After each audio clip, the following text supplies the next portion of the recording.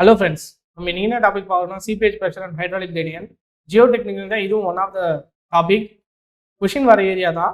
கான்செப்ட்ஸ்லாம் ரொம்ப பெருசா இருக்காது. ஆனா வந்து பாத்தீங்கன்னா 2-3 ஃபார்முலா தான் இருக்கும். அதே மாதிரி கான்செப்ட்ஸும் ரொம்ப சின்ன கான்செப்ட் தான். ஆனா வந்து பாத்தீங்கன்னா 2 கன்செக்யூட்டிவ் இயர்ஸ்ல வந்து பாத்தீங்கன்னா 2018-19ல 2 இயர்லயும் வந்து பாத்தீங்கன்னா 2018-18லயும் சரி 2019லயும் சரி இதுல இருந்து ஒரு கொஷின் வந்திருக்கு. ஸோ அந்த வந்து நம்ம இப்போ பார்க்க போறோம். இதுல என்ன பார்க்கணும்னா சீப்பேஜ்னா என்ன, அதோட சீப்பேஜ் ப்ரெஷர் என்ன பண்ணுது, ஹைட்ராலிக் ஸ்ட்ரக்சர்ஸ்ல இந்த சீப்பேஜ் ப்ரெஷர் வந்து என்னென்ன ப்ராப்ளத்தை கிரியேட் பண்ணுது அப்படின்றத பற்றி தான். வேற ஒன்றும் பெருசான கான்செப்ட்ஸ்லாம் ஒன்றும் கிடையாது. இந்த நம்ம ஹைட்ராலிக் கிரேடியன்ட் பார்க்கறதுக்கு முன்னாடி நமக்கு ஸ்லோப்னா என்னன்னு பார்த்துடலாம். ஸ்லோப்புக்கு இன்னொரு பேர் வந்து பார்த்தீங்கன்னா கிரேடியன்ட்டு. கிரேடியன்ட்னா என்ன அப்படின்னா it is also called as slope. இதே ஸ்லோப்பை வந்து பார்த்தீங்கன்னா நமக்கு ஹைவே இன்ஜினியரிங்ல வந்து பார்த்தீங்கன்னா நமக்கு கேம்பர் அப்படின்னு நமக்கு சொல்லுவாங்க. அதுவும் ஸ்லோப்பு தான். ஸோ இங்கே ஜியோடெக்னிக்கல் இன்ஜினியரிங்லேயும் இல்லை காமனாக நமக்கு கிரேடியன்ட்டு இல்லை நமக்கு ஸ்லோப்பு அப்படின்னு சொல்லுவாங்க. இந்த கிரேடியன்ட்டு ஸ்லோப்பை வந்து பார்த்தீங்கன்னா 3 டேர்ம்ஸாக வந்து நமக்கு எக்ஸ்போஸ் பண்ணுவாங்க, சொல்லுவாங்க. எப்படி சொல்லுவாங்கன்னா one vertical is to 2 horizontal அப்படின்னு சொல்லுவாங்க. அப்படி இல்லைன்னா 5% 10% அப்படின்னு சொல்லுவாங்க. அப்படி இல்லைன்னா 1/5 ஆர் 2/3 அப்படின்னு சொல்லிட்டு நமக்கு மென்ஷன் பண்ணுவாங்க. இது 3 டேர்ம்ஸாக தான் வந்து பார்த்தீங்கன்னா நமக்கு கிரேடியன்ட் இல்லை ஸ்லோப்பை நமக்கு சொல்லுவாங்க. இப்போ ஸ்லோப்பு கிரேடியன்ட்டை நம்ம ஏன் பார்க்கணும் அப்படின்னு பார்த்தீங்கன்னா எந்த ஃப்ளோ நடக்கணும்னாலும் அதுக்கு கிரேடியன்ட் வந்து கம்பல்சரியாக இருக்கணும். இந்த ஃப்ளோ ஆஃப் எலக்ட்ரிசிட்டியாக இருக்கட்டும், இல்லை ஃப்ளோ ஆஃப் வாட்டராக இருக்கட்டும், இல்லை எந்த மெட்டீரியலாக வேணா இருக்கட்டுமே. ஃபார் எக்ஸாம்பிள் நீங்கள் ஒரு ஃப்ளோரில் ஒரு சமமான ஃப்ளோரில் இருக்கு, இந்த சமமான ஃப்ளோரில் ஒரு பால் இருக்குன்னா அந்த பால் வந்து கண்டிப்பாக மூவ் ஆகாது அன்லெஸ் இந்த ஸ்லோப் வந்து பார்த்தீங்கன்னா 0வா இருந்ததுன்னா. சப்போஸ் இதுவே வந்து பார்த்தீங்கன்னா நான் கொஞ்சம் இன்க்ளைண்டா வச்சிருக்கேன், இந்த இடத்துல ஒரு பால் அப்படியே ஐடியலா இருக்குமா அப்படின்னு கேட்டேன், கண்டிப்பா இருக்காது. இது உருண்டுட்டே வந்துடும். காரணம் இதுக்கு ஒரு ஸ்லோப் இருக்கு. இது வந்து பார்த்தீங்கன்னா ஹரிசாண்டல், இதுக்கு வர்டிக்கல். இப்போ for example let me take this. நமக்கு ஸ்லோப் வந்து பார்த்தீங்கன்னா 1/20 அப்படின்னு கொடுத்துருக்காங்கன்னா நம்ம எப்படி இதை புரிஞ்சுக்கலாம் அப்படின்னு பார்த்தீங்கன்னா 20 மீட்டர் ஆர் 20 கிலோமீட்டர் நம்ம போனோம்னா தான் இங்க 1 கிலோமீட்டர் நமக்கு ஹைட்டு தெரியும். அதுதான் வந்து பாத்தீங்கன்னா இந்த 1 வெர்டிக்கல் இஸ் டு 2 ஹரிசாண்டல் அப்படின்னா இங்க ரெண்டு மடங்கு லென்த் போச்சுன்னா தான் 1 மடங்கு வந்து நமக்கு ஹைட்டு இன்க்ரீஸ் ஆகும். இது ஹைட்டு, இது வந்து பாத்தீங்கன்னா லென்த்து. இதுதான் நம்ம வந்து ஸ்லோப்புன்னு சொல்றோம். இந்த slope equal to height divided by length. இதை தான் வந்து பாத்தீங்கன்னா நமக்கு இங்க I equal to height divided by L ன்னு சொல்றோம். ஸ்லோப்பு h/L நம்ம சொன்னோம்னா I equal to h/L. இப்போ லென்த் அதிகமா இருந்ததுன்னா ஸ்லோப்பு கம்மியா இருக்குன்னு அர்த்தம். அப்படி இல்லைன்னா ஹைட் அதிகமா இருந்தா ஸ்லோப் அதிகமா இருக்குன்னு சொல்லலாம். அப்ப I is directly proportional to h and I is inversely proportional to L. That means length, இந்த லென்த் அதிகமாயிட்டே இருந்ததுன்னா ஸ்லோப்பு கம்மியா இருக்குன்னு அர்த்தம். அப்படின்னா 1/500 அப்படின்னு எடுத்துக்கிட்டோம்னா 500 கிலோமீட்டர் போனாதான் 1 கிலோமீட்டர் ஹைட் நமக்கு இருக்கும். 500 கிலோமீட்டர் நம்ம போனோம்னா தான் இங்க 1 கிலோமீட்டர் ஹைட் இருக்கும். ரொம்ப சின்னதா இருக்கும் இந்த ஹைட்டு. அதுவே 1/15 நீங்க எடுத்துக்கிட்டீங்கன்னா 50 மீட்டர் போனாலே 1 மீட்டர் ஹைட் நமக்கு, 1 மீட்டர் நீங்க போனாலே ஹைட் நமக்கு இருக்கும். ஸோ நமக்கு ஐன்றது h/L. L அதிகமா இருந்ததுன்னா நமக்கு I கம்மியா இருக்கும். ஆர் ஹெச் அதிகமா இருந்ததுன்னா, இப்போ லென்த் கம்மியா இருந்து ஹைட் அதிகமா இருந்ததுன்னா, இல்லை ஃபார் எக்ஸாம்பிள் ஒரு மலை மாதிரி இருந்ததுன்னா வித் இங்க லென்த் கம்மியா இருந்து ஹைட் அதிகமா இருந்ததுன்னா அதுக்கும் வந்து பாத்தீங்கன்னா ஸ்லோப் அதிகமா தான் இருக்குன்னு அர்த்தம். ஏன் இந்த ஹைட்ராலிக் நம்ம ஸ்லோப்பை பார்க்கணும் அப்படின்னா இந்த ஸ்லோப்பு சமமா இருந்ததுன்னா that means slope equal to 0 அப்படின்னா அப்ப ஸ்லோப் எப்போ 0 ஆகும்னு பார்த்தீங்கன்னா I ஈக்குவல் டு 0 எப்போ ஆகும்னா சரி I ஈக்குவல் டு 0 நம்ம சப்ஸ்டிட் பண்றோம். 0 ஈக்குவல் டு h/L அப்படின்னா L வந்து 0 ஆயிடும். அப்போ h 0. ஹைட் நமக்கு இங்க வந்து ஹைட்டே இல்லை அப்படின்னா ஸ்லோப் 0 ஆயிடும். ஸ்லோப் 0 ஆச்சுன்னா ஒரு பால் இங்க இருக்குன்னா இதுல ஃப்ளோவே ஹரிசாண்டலாவோ இல்லை வர்டிகலாவோ நடக்க வாய்ப்பே இல்லை. காரணம் ஸ்லோப் 0 ஆயிடும். ஸ்லோப் வந்து பாத்தீங்கன்னா நமக்கு நல்லதா கெட்டதா அப்படின்னு பாத்தீங்கன்னா ஸ்லோப்ன்றது வந்து நமக்கு கம்மியா இருக்கலாமா இல்ல மேக்சிமமா இருக்குமா இல்லை மினிமமா இருக்குமா அப்படின்னு பார்த்தீங்கன்னா கண்டிப்பா ஒரு மினிமம் ஸ்லோப் நமக்கு எல்லா இடத்துலையுமே கொடுத்துருப்பாங்க. ஃபார் எக்ஸாம்பிள் நம்ம எங்கெங்க மினிமம் ஸ்லோப் கொடுத்துருப்பாங்கன்னு பார்த்தீங்கன்னா, நீங்க ரயில்வே பிளாட்ஃபார்ம் போனீங்கன்னா ஒரு மினிமம் ஸ்லோப் கொடுத்துருப்பாங்க. ஏன் மினிமம் ஸ்லோப் நம்ம கொடுத்துருப்பாங்கன்னு பார்த்தீங்கன்னா, மினிமம் ஸ்லோப் நமக்கு ஏன் கொடுப்பாங்க பார்த்தீங்கன்னா, டு ட்ரெயின் வாட்டர். நமக்கு மழை தண்ணி வந்து பார்த்தீங்கன்னா ஃப்ளோ போனோம், மழை தண்ணி நம்ம மழை பெய்யுற தண்ணி வந்து பார்த்தீங்கன்னா நமக்கு ட்ரெயின் ஆகணும் அப்படின்னா ஒரு மினிமம் ஸ்லோப் நம்ம கொடுக்கணும். மேக்ஸிமம் ஸ்லோப் நம்ம கொடுப்போமா அப்படின்னு கேட்டீங்கன்னா நமக்கு கண்டிப்பாக மேக்ஸிமம் ஸ்லோப் நம்ம அவாய்ட் பண்ண தான் பார்ப்போம். பட் ஆனால் வந்து பார்த்தீங்கன்னா ஸ்லோப் இருந்துச்சுன்னா அதை நம்ம கம்மி பண்ணுவோம். கண்டிப்பாக slope should be avoided at any cost. நம்ம ஸ்லோப் அதிகமாக இருக்கவே கூடாது எந்த காரணத்தை கொண்டும். பட் ஸ்லோப் அதிகமாக இருந்தால் என்ன நடக்கும்னா ஸ்லோப் அதிகமாக இருக்கும். ஸ்லோப் அதிகமாக இருந்தால் என்ன ஆகும் அப்படின்னு பார்த்தீங்கன்னா நமக்கு இப்போ ஃபார் எக்ஸாம்பிள் நீங்க சொல்ற மாதிரி இப்போ ஒரு மலை மேல இருந்து நம்ம ஒரு பாலை தூக்கி போடுறோம் அப்படின்னா இங்க வரும்போது நமக்கு அதிகமான வெலாசிட்டியில வெளில வரும்போது நமக்கு வந்து பார்த்தீங்கன்னா டிஸ்ட்ரக்ஷன் அதிகமாக நடக்கும். அப்ப நமக்கு ஸ்லோப் அதிகமாக இருக்கிறது வந்து பார்த்தீங்கன்னா நமக்கு டேஞ்சர் தான். ஸோ ஸ்லோப்பை எந்த அளவுக்கு நம்ம கம்மி பண்ண முடியுமோ, ஸ்லோப் எந்த அளவுக்கு அதிகமாக இருக்கோ அந்த அளவுக்கு வந்து பார்த்தீங்கன்னா நமக்கு ப்ரெஷர் அதிகமாக இருக்கும். ப்ரெஷர் அதிகமாக இருந்து நமக்கு அதோட கான்சிக்வன்சஸும் அதிகமாக இருக்கும். ஸோ ஸ்லோப் வந்து பார்த்தீங்கன்னா நமக்கு கம்மியாக தான் இருக்கணும். இதுல டோட்டல் ஹெட் ப்ரெஷர் ஹெட் என்ன அப்படின்னு பார்த்தீங்கன்னா நார்மலா லெட் மீ டேக் திஸ். இப்போ நம்ம இந்த ஹைட்ல வந்து பார்த்தீங்கன்னா ஒரு சே ஃபார் எக்ஸாம்பிள் இப்போ வந்து ஒரு ஹைட்ல வந்து ஒரு ஆப்ஜெக்ட் இருக்கு அப்படின்னு நம்ம எடுத்துக்கிட்டோம்னா இது வந்து கிரவுண்ட் லெவல் வச்சுப்போம். இது கிரவுண்ட் லெவல்ல இருந்து ஒரு ஹைட்ல ஒரு ஆப்ஜெக்ட் இருக்கு அப்படின்னா இந்த ஆப்ஜெக்ட்ல ஹைட்டை வச்சு நம்ம சொல்றதுக்கு பதிலாக இந்த 2 மீட்டர் ஹைட்ல இருக்கு அப்படின்னு நம்ம சொல்லிடுவோம். ஆனா வந்து பாத்தீங்கன்னா நார்மலா இங்க ப்ரெஷர் இன் டர்ம்ஸ் ஆஃப் ப்ரெஷர்ல சொல்லும் போது 3 ஹெட்டை வச்சு சொல்லுவாங்க. இந்த ஹெட்ன்றது என்னென்ன அப்படின்னு பார்த்தீங்கன்னா ப்ரெஷர் ஹெட்டு, வெலாசிட்டி ஹெட்டு, இந்த டேட்டா ஹெட்டுன்னு சொல்லிட்டு நமக்கு இங்கே கொஷின் ஏரியா இந்த டாபிக்கை பொறுத்தவரைக்கும் எந்த ஏரியாவில் கொஷின் கேட்பாங்க அப்படின்னு பார்த்தீங்கன்னா அப்கமிங்ல தான். இதுல இருந்து எதுவும் நமக்கு கொஷின் இல்லை. கொஷின் ஏரியா எங்கெங்க வரும்னு நான் சொல்றேன், அதை மட்டும் தயவுசெய்து எழுதிக்கிங்க, இல்லை நோட் அவுட் பண்ணி வச்சுங்க. அதுதான் ரொம்ப முக்கியம். நமக்கு இது ஃபார்முலா மட்டும் ஞாபகம் வச்சுங்க, மறந்துட போறீங்க. இது ஐன்றது actual slope, H equal to height of the இங்க ஹைட் இருக்குதுங்களா, இந்த ஹைட்டு ஆர் நமக்கு வெர்டிகல்னு சொல்லிக்க ஆர் லென்த். இது வந்து பார்த்தீங்கன்னா நமக்கு இங்கே ஹரிசாண்டல். இவ்வளோ ஹரிசாண்டலுக்கு இவ்வளோ வெர்டிகல் இருக்கு அப்படின்னு நம்ம சொல்லணும்னா that is called slope or gradient. சரிங்களா? நெக்ஸ்ட் வந்து பார்த்தீங்கன்னா சீபேஜ் ப்ரெஷர். சீபேஜ் ப்ரெஷர்னா என்னன்னு பார்த்தீங்கன்னா இப்போ நம்ம ஃபர்ஸ்ட்ல பார்ப்போம். இங்கே பார்த்தீங்கன்னா உங்களுக்கு இங்கே பாருங்க, இது வந்து ஒரு டேமு. இந்த டேம்ல இருந்து நமக்கு இந்த ஹைட்ல H1 அப்படின்ற ஹைட்ல வந்து பார்த்தீங்கன்னா நமக்கு தண்ணி இருக்கு. இந்த ஹைட்ல வந்து பார்த்தீங்கன்னா தண்ணி இருக்கு. இந்த ஹைட்ல இருந்து தண்ணி இந்த பக்கம் எப்படி போகுதுன்னு பார்த்தீங்கன்னா நமக்கு இந்த இடத்துல டேம்ல இருந்து நம்ம திறந்து விட்டுருப்பாங்க வழி. இது மூலயமா நமக்கு தண்ணி போகலாம். ஆனா இது மட்டும்தான் வழியான்னு பார்த்தீங்கன்னா இது மட்டும் வழி கிடையாது. நார்மலா நம்ம என்ன பண்றோம், இப்படி ஒரு டேம் நம்ம கட்டியிருக்கோம். அப்படின்னு பார்த்தீங்கன்னா இந்த சைடு இருக்க தண்ணி இப்படி மட்டும் போகலாம இந்த இடத்துல இந்த தண்ணி இப்படி கசைஞ்சு கொஞ்சம் கொஞ்சமா இப்படி போகும். இப்படி போகும்போது இந்த இடத்துல கசைஞ்சு போற தண்ணிக்கு பேரு தான் சீபேஜ் ப்ரெஷர். சீபேஜ் ப்ரெஷர்னா இருக்கிற வாய்டு இருக்கு, இங்க கீழே இருக்கிற வாய்ட்ஸ் எல்லாம் தொடர்ந்து கண்டுபிடிச்சி அதுவா ஒரு பாத்தை உருவாக்கி அதுவா தண்ணி வெளில வர முயற்சிக்கு போது அதுக்கு ஒரு பாத்து இருக்கும்ல, அந்த பாத்துக்கு பேரு தான் சீபேஜ் ப்ரெஷர். அது எந்த ப்ரெஷர்ல வெளில வருதோ அதான் seepage pressure. It is a force exerted by the water on soil. அப்படின்னா அது ஒரு பாத்துல வந்து பாத்தீங்கன்னா தண்ணி வந்து பாத்தீங்கன்னா அது ஒரு பாத்தை ட்ரேஸ் பண்ணி அது ஒரு ப்ரெஷர்ல நமக்கு வெளில வரும். அந்த எந்த ப்ரெஷர்ல வெளில வருதோ அதுதான் சீபேஜ் ப்ரெஷரு. அந்த ப்ரெஷர் வந்து பாத்தீங்கன்னா எதனால் நடக்கும் அப்படின்னு பாத்தீங்கன்னா இங்க எந்த அளவுக்கு வந்து நமக்கு ப்ரெஷர் இருக்கோ அதுதான் வந்து பாத்தீங்கன்னா அதை காஸ் பண்ணுது. சீபேஜ் ப்ரெஷர் வந்து நம்ம பார்க்கறதுக்கு முன்னாடி ஃபர்ஸ்ட் எஃபெக்டிவ் ஸ்ட்ரெஸ்னா என்னன்னு பார்க்கணும். ஏன்னா இங்க எஃபெக்டிவ் ஸ்ட்ரெஸ் பத்தி தான் நமக்கு முக்கியமான விஷயம். எஃபெக்டிவ் ஸ்ட்ரெஸ் அப்படின்னா என்னன்னு பார்த்தீங்கன்னா நமக்கு நம்ம வந்து பார்த்தீங்கன்னா இது கிரவுண்ட் லெவல்னு எடுத்துக்கலாம். கிரவுண்ட் லெவலுக்கு அப்புறம் இது வந்து பார்த்தீங்கன்னா கிரவுண்டு கீழே இருக்கிற சாயில் சர்ஃபேஸு. இங்கே வந்து பார்த்தீங்கன்னா சிக்மா அப்படின்னு நம்ம எடுத்துப்போம். இப்போதைக்கு நீங்கள் என்ன ஞாபகம் வச்சிங்கன்னா சிக்மான்றது டோட்டல் ஸ்ட்ரெஸ் ஞாபகம் வச்சுக்கிங்க.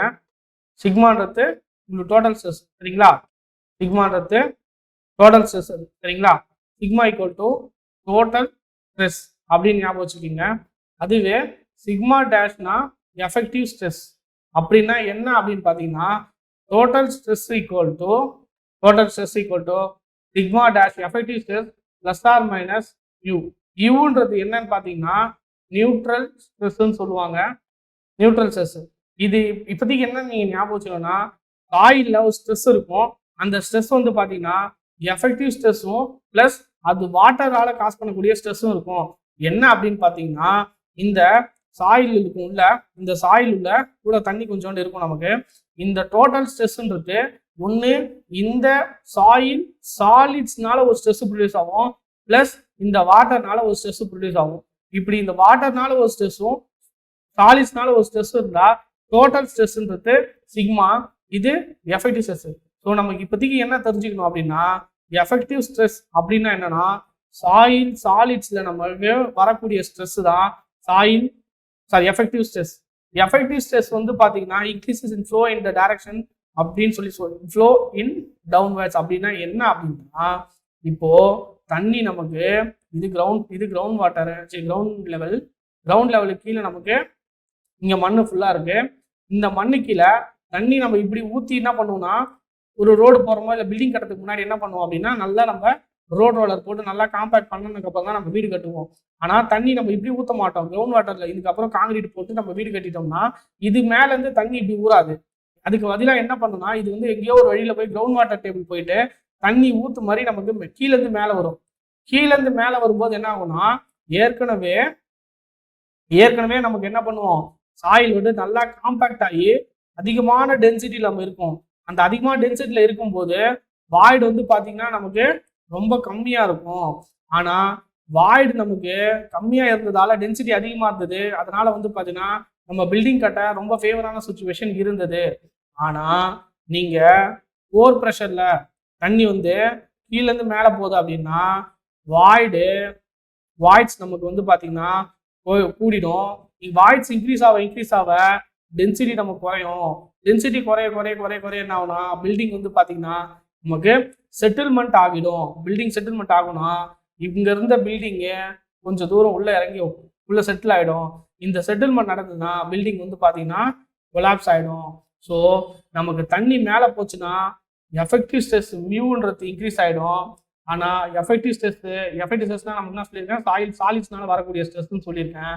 ஸோ நமக்கு தண்ணி மேலே போக டென்சிட்டி நமக்கு கம்மியாயிடும். அப்போ டென்சிட்டி எதனால குறையுது அப்படின்னு பார்த்தீங்கன்னா வாய்ட்ஸ் இன்க்ரீஸ் ஆகிறதுனால நடக்குது. வாய்ட்ஸ் இன்க்ரீஸ் ஆகிறதுனால டென்சிட்டி நமக்கு குறையுது. டென்சிட்டி குறைஞ்சதால வாய்டு அதிகமாகுது. அதனால எஃபெக்டிவ் ஸ்ட்ரெஸ் என்ன ஆகுது டிக்ரீஸ் ஆகுது. எப்போ இஃப் இந்த வாட்டர் ஃப்ளோ வந்து பார்த்தீங்கன்னா அப்வர்ட்ல இருந்துச்சுன்னா புரிஞ்சுங்களா உங்களுக்கு. இதுவே தண்ணி சப்போஸ் நம்ம என்ன பண்றோம் இந்த தண்ணி மேலே போச்சுன்றதுக்காக ரோட் ரோலர் வச்சு திரும்ப என்ன பண்றோம் நம்ம அந்த தண்ணியை வந்து நல்லா நம்ம வண்டி ஓட்டி நம்ம என்ன பண்றோம் தண்ணியை வந்து வெளில போக வைக்கிறோம். அப்படி வெளில போகும்போது என்ன ஆகும்னா density again increases, voids again decreases. இப்போ வாய்ட்ஸ் அதிகமாக நமக்கு இல்லை அப்படின்னா அதிகமான டென்சிட்டி இருக்கும். அதிகமான டென்சிட்டி இருந்தா நம்ம அதிகமாக சாலிட்ஸ் மாஸ் சிக்மா டேஷ் அதிகமாக இருக்கும். சிக்மா டேஷ் அதிகமாக இருக்குன்னா effective stress increases if flow is downward. எப்போ தண்ணி வந்து வெளியில போதோ அது அந்த டைம்ல எஃபெக்டிவ் ஸ்ட்ரெஸ் அதிகமாக இருக்கும்.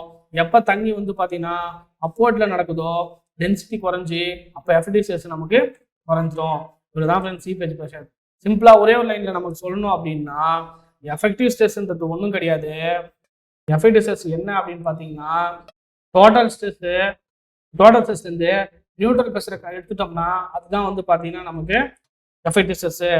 இப்போ நமக்கு ஒரு டப்பால ஆயில் சாலிட்ஸும் வாட்டர் இருக்குன்னா வாட்டரு கம்ப்ளீட்டா எலிமினேட் ஆயிடுச்சுன்னா வெறும் சாலிட்ஸ் மட்டும்தான் இருக்கும். சாலிட்ஸ் மட்டும் இருந்துச்சுன்னா அதிகமான டென்சிட்டி இருக்கும். அப்ப இந்த வாட்டர் உள்ள வர என்ன ஆகும்னா டென்சிட்டி குறைஞ்சிட்டே இருக்கும். டென்சிட்டி குறைய என்ன ஆகும்னா நமக்கு எஃபெக்டிவ் ஸ்ட்ரெஸ் குறைஞ்சிட்டே வரும். இவ்வளவுதான் ஃப்ரெண்ட்ஸ், வேற ஒண்ணுமே இல்லை. இந்த சீபேஜ் ப்ரெஷர் நமக்கு நல்லதா கெட்டதான்னு பார்த்தீங்கன்னா டென்சிட்டி நமக்கு கண்டிப்பா குறைச்சிரும். டென்சிட்டி நமக்கு இங்க குறையறதால கண்டிப்பா எஃபெக்டிவ் ஸ்ட்ரெஸ் குறைஞ்சிரும். எஃபெக்டிவ் ஸ்ட்ரெஸ் குறைஞ்சா நமக்கு பில்டிங் செட்டில்மெண்ட் ஆகும். செட்டில்மெண்ட் ஆகிறதால நமக்கு நல்லது கிடையாது. அதனால என்ன பண்ணுவோம் எஃபெக்டிவ் ஸ்ட்ரெஸ்ஸை இன்க்ரீஸ் பண்ணுறதுக்கு தான் நமக்கு ஒரே ஆப்ஷன். அப்போ இந்த சீபேஜ் ப்ரெஷரை டிக்ரீஸ் பண்ணணும் நம்ம. அதுக்கு நெக்ஸ்ட் என்ன பார்க்கணும்னா குயிக் சாண்ட் கண்டிஷன். என்ன குயிக் சாண்ட் கண்டிஷன் அப்படின்னு பார்த்தீங்கன்னா இதே சேம் கான்செப்ட் தான். நமக்கு இந்த சாயில் சாலிட்ஸ்ல இங்க வாட்டர் இருக்கு. இந்த தண்ணி மேல வர வர என்ன ஆகும்னா எஃபிடிசஸ் குறைஞ்சிரும். இந்த தண்ணி எதனால வரும் அப்படின்னு பாத்தீங்கன்னா இந்த கிரேடியன்ட்னால மேல வரும். எப்படி அப்படின்னு பாத்தீங்கன்னா இது கிரவுண்ட் வாட்டர் டேபிள், இது வந்து பாத்தீங்கன்னா நார்மல் சாயில் சாலிட்ஸ் இருக்கு அப்படின்னா இது கிரவுண்ட் லெவல், இது கிரவுண்ட், இது வந்து பாத்தீங்கன்னா கிரவுண்ட் வாட்டர் டேபிள். இந்த இடத்துல இருக்கிற வாட்டர் வந்து பாத்தீங்கன்னா அதிகமான ப்ரெஷர்ல இருக்கும் கீழே. அப்ப என்ன பண்ணும், இங்க இருக்கிற ப்ரெஷர் கண்டிப்பா மேல போக பார்க்கும் லோ ப்ரெஷரை நோக்கி. எப்பயுமே flow occurs to high concentration or high pressure to low pressure low concentration. அதிக ப்ரெஷர்ல இருந்து லோ ப்ரெஷர் போகும், இல்லைன்னா high concentration to low concentration. அதிகமான இடத்துல இருந்து கம்மியான இடத்தை நோக்கி கண்டிப்பா மூவ்மெண்ட் நடக்கும். இப்போ இங்க அதிகமான ப்ரெஷர்ல இருக்கிற வாட்டர் டேபிள்ல இருக்கிற தண்ணி மேல முயற்சிக்கு போகும். மேல போகும்போது என்ன ஆகும்னா எஃபிடிசஸ் குறைஞ்சிடும். எஃபிடிசஸ் குறைஞ்சதுக்கு அப்புறம் என்ன ஆகும்னா இதுல இருக்கிற சாலிட்ஸ் எல்லாமே ரொம்ப ஒட்டிட்டு கிட்ட கிட்ட கிட்ட கிட்ட இருந்தது என்ன பண்ணும்னா தண்ணி அந்த கேப்ல உள்ள போய் என்ன பண்ணும், தண்ணி ஃபுல்லா ஆக்குப்பை ஆகி சாயில்லாம் வந்து பாத்தீங்கன்னா எடையே போயிடும். அது கிட்டத்தட்ட வெறும் தண்ணி மாதிரி பிஹேவ் ஆகும். இப்ப இந்த டெக்னிக்கலா பாருங்க, if upward seepage pressure becomes equal to, that means இந்த சீபேஜ் ப்ரெஷர் மேல போற சீபேஜ் ப்ரெஷரும் இல்ல இந்த எஃபெக்டிவ் ஸ்ட்ரெஸோ ஈக்குவல் டு 0 ஆகும்போது, எஃபெக்டிவ் ஸ்ட்ரெஸ் வந்து பாத்தீங்கன்னா நமக்கு 0 ஆகும்போது என்ன நடக்கும் அப்படின்னா வெறும் தண்ணி மாதிரி பிஹேவ் ஆகும். அந்த பிஹேவ் ஆகிற பேர் தான் குயிக் சாண்ட். ரொம்ப ரொம்ப ரொம்ப முக்கியமான கொஸ்டின். உங்களுக்கு கொஸ்டின் எக்ஸாம் டைம்ல எக்ஸாம்ஸ் எப்படி கேட்பாங்க அப்படின்னு பார்த்தீங்கன்னா குயிக் சாண்ட் இஸ் எ அப்படின்னு கொடுத்துட்டு is a type of sand அப்படின்னு சொல்லி கேட்பாங்க. இல்ல அப்படின்னா இட் இஸ் அ phenomenon அப்படின்னு சொல்லி கேட்பாங்க. இட் வென் எஃபிடிசஸ் பிகம் 0 இது போல தான் உங்களுக்கு கொஸ்டின் இருக்கும். அதெல்லாம் ஞாபகம் வச்சுங்க. குயிக் சாண்ட் அப்படின்னா நம்ம எப்பயும் படிக்கிற மாதிரி எதுவுமே படிக்காம போயிட்டோம்னா நம்ம க்ளூவேர்டு மாதிரி குயிக் சாண்ட்னா இட் இஸ் ஒரு டைப் ஆஃப் சாண்ட் அப்படின்னு நம்ம அடிச்சுட்டு வந்துடும். அது தப்பு, அது தவறு. குயிக் சாண்ட்னா எஃபிடிசஸ் 0 ஆகும். எப்போ 0 ஆகும், இந்த சீபேஜ் ப்ரெஷர் வந்து மேலே போக போக இங்க இருக்கிற மொத்த சிக்மா ஸ்ட்ரெஸ்ஸையும் 0 ஆக்கிடும். அது 0 ஆயிடுச்சுன்னா என்ன ஆகுதுன்னா வெறும் தண்ணி மட்டும் இருக்கும். அது பிஹேவ் லைக் தண்ணி மட்டும் இருந்துச்சுன்னா இருக்காது, வெறும் அந்த சாயில் சாலிட்ஸ்லாம் எடை பிரிஞ்சு அப்படியே தண்ணி மாதிரி பிஹேவ் ஆகும். நீங்க படத்துல பார்த்துருப்பீங்க, நிறைய இடத்துல பார்த்துருப்பீங்க. இந்த இந்த உள்ள விழுந்துருவாங்க, ஒரு புதகுழின்னு சொல்லுவோம்ல, புதகுழியில விழுந்துட்டாங்கன்னா இதுல ஏஞ்சி வெளில வர முடியாம வெளில வர முடியாம ஒரு மாதிரி மாட்டிப்பாங்க இல்லையா, அந்த கண்டிஷனுக்கு பேரு தான் quick sand condition. Quick sand கண்டிஷன்றது ஒரு டெம்பரவரி தானே கொசியா. எப்போ டெம்பரவரின்னு பார்த்தீங்கன்னா இந்த சீபேஜ் ப்ரெஷர் மேலே வர வரதான் இந்த எஃபிடிசஸ் வந்து 0 ஆகும். ஸோ எப்போ வந்து பார்த்தீங்கன்னா திரும்ப ட்ரெயின் ஆகுதோ அப்போ இந்த குயிக் சாண்ட் கண்டிஷன் நமக்கு போயிடும். இது வந்து ஒரு டெம்பரவரி சொல்யூஷன் தானே கொசியா, இது பர்மனன்ட் கிடையாது. ஞாபகம் வச்சுக்கோங்க ஃப்ரெண்ட்ஸ், இது ரொம்ப முக்கியமானது. இந்த ஃபார்முலா வந்து நீங்க நோட் பண்ணி வச்சுக்கோங்க. ஏன்னா இந்த ஃபார்முலா வச்சு இப்போ நம்ம சம்மு போட மாட்டோம். ஆனா இந்த ஃபார்முலா பேசிஸ்ல நமக்கு கண்டிப்பா டிஎன்பிஎஸ்சில கொஸ்டின்ஸ் இருக்கு. பட் நான் பின்னாடி வர அப்கமிங் கிளாஸ்ல இது என்ன அப்படின்றத நான் எக்ஸ்பிளைன் பண்றேன். சரிங்களா? இது ஹைட்ராலிக் கிரேடியன்ட் பொறுத்தவரை இது ஒரு 1 மார்க் கொஸ்டின் டைரக்டாவே. Critical hydraulic gradient for cohesionless oil. Cohesionless ஆயிலுக்கும் கோஹெசிவ் சாயிலுக்கும் வித்தியாசம் தெரியும் நினைக்கிறேன். Cohesive soil or non cohesive soil அப்படின்னா, கோஹெசிவ் சாயில்னா இப்போ ஒரு சாயிலோட 2 பார்ட்டிகள் எடுத்துப்போம். இது ஒரு கல், இது ஒரு கல், ரெண்டுமே ஒட்டிட்டு இருந்தா அது பேர் கோஹெசிவ். ரெண்டுமே ஒட்டாம இருந்தா அது பேர் நான் கோஹெசிவ். இதுக்கு எக்ஸாம்பிள் வந்து பாத்தீங்கன்னா களிமண் எடுத்துக்கலாம். நம்ம பிள்ளையார் செய்யும்போது பாத்தீங்கன்னா ஒன்னோட ஒண்ணு நல்லா ஒட்டிட்டு இருக்கும். ஆனா தான் வந்து நம்ம பிள்ளையார் வந்து ஒரு ஷேப் கிடைக்குது.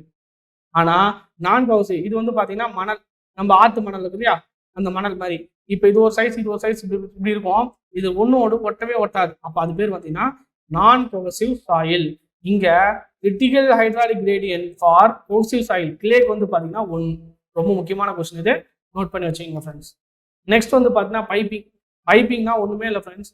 உங்களுக்கு இந்த டயக்ராம் வச்சு நான் எக்ஸ்பிளைன் பண்றேன். பைப்பிங்னா ஒன்றும் கிடையாது. Say for example this is the dam. சரிங்களா? இந்த இடத்துல வந்து பாத்தீங்கன்னா HWன்னு வச்சுப்போம், ஹைட் ஆஃப் வாட்டர். சரிங்களா? இப்போ உங்களுக்கு ஒரே ஒரு கேள்வி இருக்கு, என்ன அப்படின்னா நம்ம ப்ரெஷருக்கு என்ன ஃபார்முலா நமக்கு தெரியுமா? ப்ரெஷருக்கு வந்து பாத்தீங்கன்னா யூனிட் வெயிட் இன்டூ ஹெச். ஹெச்ன்றது ஹைட் ஆஃப் வாட்டர், காமான்றது என்னன்னு பாத்தீங்கன்னா யூனிட் வெயிட் ஆஃப் மெட்டீரியல். இது யூனிட் வெயிட் ஆஃப் மெட்டீரியல்.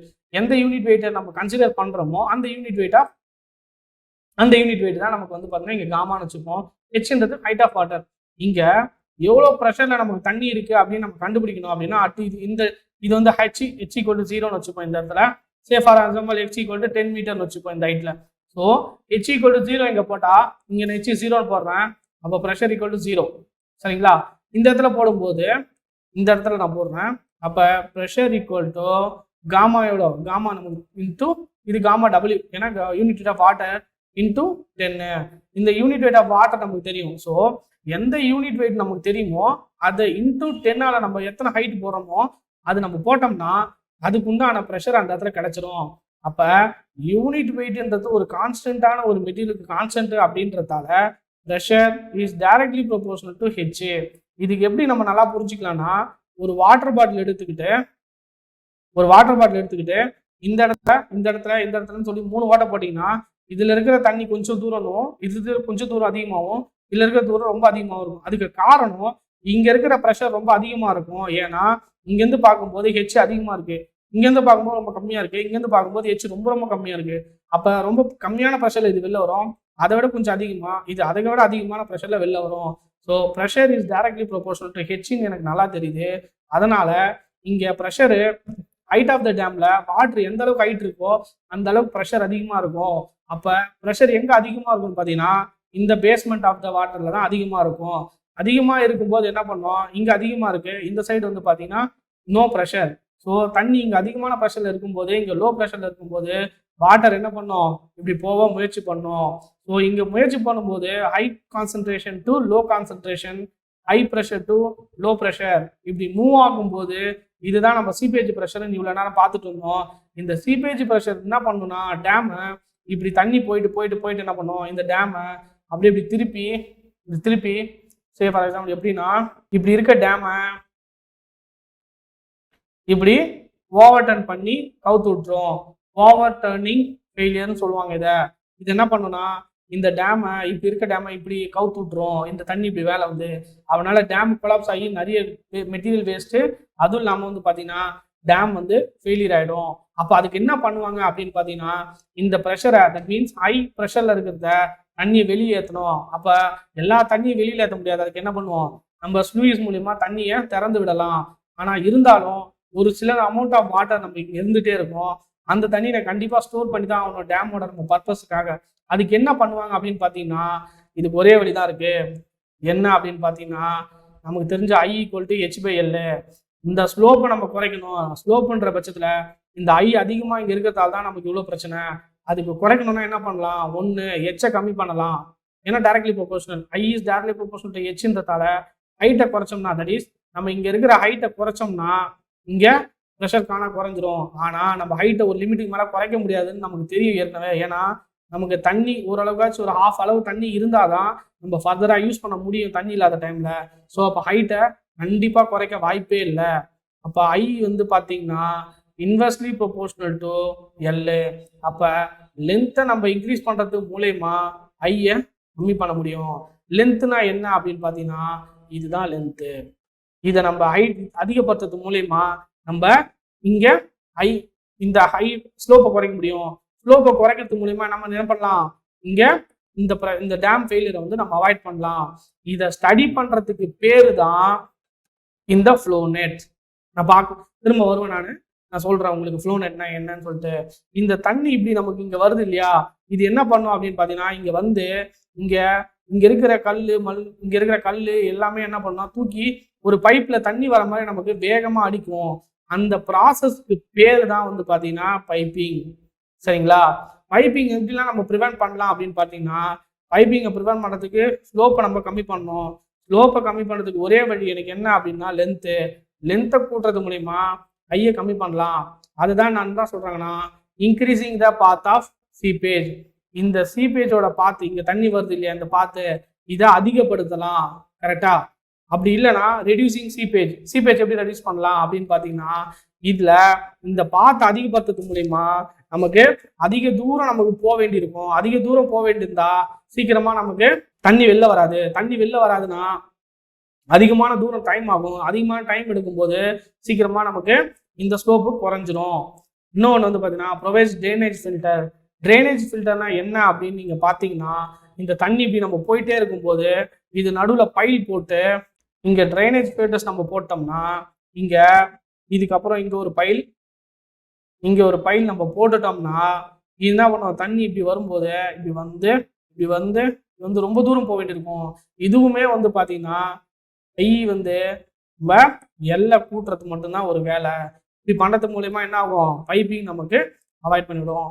இந்த கொஷின் நம்ம கேட்பாங்களா அப்படின்னு பார்த்தீங்கன்னா இது கான்செப்டுவல் மட்டும்தான். இதுக்கு நமக்கு இந்த ஏரியால கொஷின் கிடையாது. ஆனா நமக்கு இது முக்கியமான விஷயம், இதை மட்டும் தெரிஞ்சுக்கிங்க. சரிங்களா? Next seepage analysis. சீபேஜ் அனாலிசிஸ்னா இந்த தண்ணி நம்ம வெளில வருது இல்லையா, இந்த வெளில வர தண்ணியை நம்ம எதை வச்சு எப்படி கண்டுபிடிப்போம் அப்படின்றத பத்தி நமக்கு படிக்கணும். ஏன் அப்படின்னு பார்த்தீங்கன்னா இந்த ஃப்ளோ நெட்ல இருந்து நமக்கு கொஷின் வரும். ஒன்று இந்த மாதிரி ஒரு டயக்ராம் கொடுத்து, இந்த டயக்ராம் கொடுத்து தண்ணி இப்படி வருது இல்ல, இந்த தண்ணி இவ்வளவு வரும்போது இந்த டயக்ராம்ல எவ்வளவு ஹெட்டை லூஸ் பண்ணோம் அப்படின்னு சொல்லிட்டு கொஸ்டின் வரும். நான் எப்படின்னு இப்ப சொல்றேன் உங்களுக்கு. இப்போ இந்த இடத்துல இருந்து தண்ணி இப்படி வருது இல்லையா, தண்ணி இப்படி ஃப்ளோ நடக்குது இல்லையா, இந்த ஃப்ளோ நடக்கிறதுக்கு இதுக்கு பேர் என்னன்னு பாத்தீங்கன்னா ஃப்ளோ லைன். அப்படின்னா இந்த வாட்டர் ஃப்ளோ வந்து நடக்குது இல்ல, அதுக்கு பேர் ஃப்ளோ லைன். அதுக்கு பர்பண்டிகுலரா ஒரு லைன் வரும்ல, அதுக்கு பேர் equipotential line. Equipotential line அப்படின்னா என்ன அப்படின்னா, பொட்டன்ஷியல் அப்படின்னா நமக்கு இங்க ஹெட்னு அர்த்தம். அப்படின்னா ஈக்குவல் ஹெட், அதுதான் அர்த்தம் ஈகோ பொட்டன்ஷியல்னா.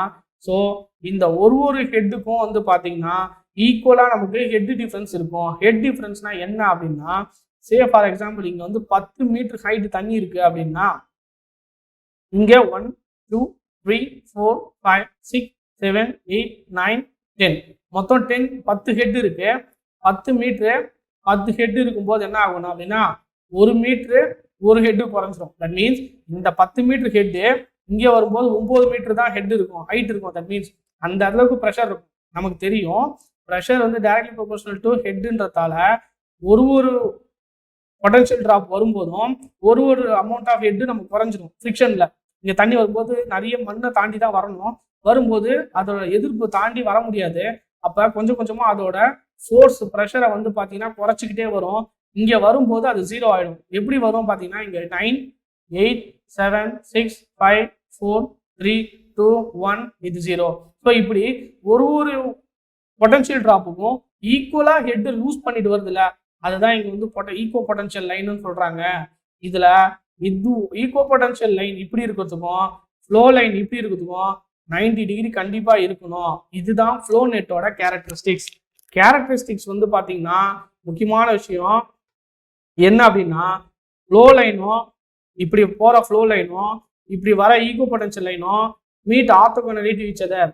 ஆர்த்தோகனலினா நார்மலா நம்ம 2Dல சொல்லும் போது இது 90 டிகிரின்னு சொல்லுவோம். ஆனா ஆர்த்தோகனலினா 3Dல தான் நம்ம 90 டிகிரின்னு சொல்லுவோம். என்ன அப்படின்னு பாத்தீங்கன்னா 3Dல வந்து 90 டிகிரிய நம்ம 3D 90 டிகிரின்னு சொல்லக்கூடாது. அதுக்கு என்ன பண்ணுவாங்க அப்படின்னா ஆர்த்தோகனலின்னு ஒரு வார்த்தையை சேர்த்துருவாங்க. 3Dனா இதுதான், நமக்கு இப்படி 90 டிகிரி 3Dல இருந்தா அது பேர் ஆர்த்தோகனல் 90 டிகிரின்னு சொல்லுவாங்க. அதே மாதிரி இந்த ரெண்டு இப்படி வர ரெண்டு ஃப்ளோ லைன் இப்படி வர ரெண்டு லைனும் என்னைக்குமே மீட்டே ஆகாது. அதே மாதிரியே ரெண்டு ஈகோ பொட்டன்ஷியல் லைனும் ரெண்டும் எப்பயுமே மீட்டே ஆகாது. ஒரு ஃப்ளோ லைனும் ஒரு ஈகோ பொட்டன்ஷியல் லைன் மட்டும் தான் மீட் ஆகும் அவசியம், அதுவும் 90 டிகிரில தான் மீட் ஆகும். சரிங்களா? டிபெண்ட் அப்பான் பவுண்டரி கண்டிஷன்னா இந்த பவுண்டரி கண்டிஷனை பொறுத்து தான் இந்த ஹெட் லூஸ் நமக்கு இருக்கும்னு சொல்லியிருக்காங்க. இதுல கொஸ்டின்ஸ் என்ன வரும்னா, இது கேரக்டரிஸ்டிக்ஸ் மட்டும்தான் நம்ம கேட்பாங்க. ஃப்ளோ லைன்ஸ்க்கும் equipotential lines meet at 90 degree 45 டிகிரின்னு சொல்லி கொஸ்டின் இருக்கும். 2 ஃப்ளோ லைன்ஸ் வந்து பாத்தீங்கன்னா நெவர் மீட் ஈச் அதர்ன்றதும் கொஸ்டின். அண்ட் ஆல்வேஸ் ஏ ஸ்கொயர்ன்றது எதை சொல்றாங்கன்னா, இங்க வர 90 டிகிரின்றதால எல்லாமே பாக்ஸா 90 டிகிரி மேக் பண்றதால இது எல்லாமே ஸ்கொயரா தான் இருக்கும்னு சொல்றாங்க. இவ்வளவுதான் ஃப்ளோ நெட்டு. இந்த ஃப்ளோ நெட் வச்சு என்ன சார் கண்டுபிடிப்போம் அப்படின்னு பாத்தீங்கன்னா, ஃப்ளோ நெட்டை யூஸ் பண்ணி இது 4மே கண்டுபிடிக்கலாம். ஆனா இது ரொம்ப ரொம்ப முக்கியமான டிஎன்பிஎஸ்சி கொஸ்டின். என்ன கேட்பாங்கன்னா, flow net is used to find அப்படின்னு சொல்லிட்டு இது 4ம் ஆப்ஷனை கொடுத்துட்டு ஏதோ ஒன்று இல்லாததை கொடுப்பாங்க. அது ஒன்று இருக்கிறத கேட்பாங்க, இதை மட்டும் ஒன்று கொடுத்துட்டு மீதி 3 இல்லாததை கேட்பாங்க. அப்படி இல்லைன்னா இது 3 இருக்கிறத கொடுத்துட்டு எதை கண்டுபிடிக்க முடியாது இதுல இருந்து சொல்லி கொஸ்டின் கேட்பாங்க. இதுக்கு ஷார்ட்கட் என்ன அப்படின்னா SSUE. இது நமக்கு SSC ஞாபகம் வச்சுங்க. SSCக்கு பதிலா இ போட்டுக்குங்க. யூ வந்து உங்களுக்கு ஈஸியா ஞாபகம் வந்துடும். Seepage loss, surcharge pressure and exit gradient. Exit கிரேடியன்ட்னா தண்ணி இப்படி வரத்தால அது யூ மாதிரி இருக்கும். அப்ப அப்லிஃப்ட் ப்ரெஷர்னு ஞாபகம் வச்சுக்கோங்க. இது ரொம்ப ரொம்ப முக்கியமான கொஸ்டின் ஃப்ரெண்ட்ஸ், ஞாபகம் வச்சுக்கோங்க, மறந்துட போறீங்க. ஸோ இவ்வளோதான் நமக்கு. ஸோ இதில் நமக்கு நோட் பண்ண வேண்டியது என்ன அப்படின்னு பார்த்தீங்கன்னா, இப்படி ஹரிசாண்டலாக வர லைன் பேர் ஃப்ளோ லைனு, அது பர்பண்டிகுலராக வர லைன் ஈகோ பொட்டன்ஷியல் லைனு. இது ரெண்டுமே 90 டிகிரியில் தான் மீட் பண்ணும். எல்லாமே பாக்ஸ் 90 டிகிரி மேக் பண்ணுறதால ஸ்கொயர் ஷேப்பில் இருக்கும். இன்னொரு விஷயம் என்ன அப்படின்னு பார்த்தீங்கன்னா, இது ரெண்டுமே மீட் ஆகாதால இது ரெண்டுமே நமக்கு மீட் ஆகாது. அந்த ஆல்வேஸ் ஸ்கொயர்ல இருக்கும். Depends upon the boundary conditions. சரிங்களா? இப்போ நெக்ஸ்ட் வந்து பாத்தீங்கன்னா சீபேஜ் குவான்டிட்டி கண்டுபிடிது. இந்த தண்ணி இங்க வெளில வரும்போது எவ்வளோ குவான்டிட்டியில வெளில வரும்னு பாத்தீங்கன்னா U equal to KH. U equal to quantity of seepage equal to K permeability, H height of the water. இன்னொன்று வந்து பாத்தீங்கன்னா H NF divided by ND. NFன்றது பார்த்தீங்கன்னா நம்பர் ஆஃப் ஃப்ளோ சேனல்ஸ்னா இப்படி 1 2 3 வருது, அது number of flow channels. Number of NDன்றது number of potential drops. இங்கே பார்த்துக்கிட்டிங்கன்னா நம்பர் ஆஃப் ஃப்ளோ சேனல்ஸ்ன்றது இப்படி போகிறது பேர் ஃப்ளோ சேனல்ஸு, இப்படி வரது பேர் பொட்டன்ஷியல் ட்ராப்பு. இது கொஸ்டினில் நம்ம கொடுத்துருவாங்க ரெண்டுமே.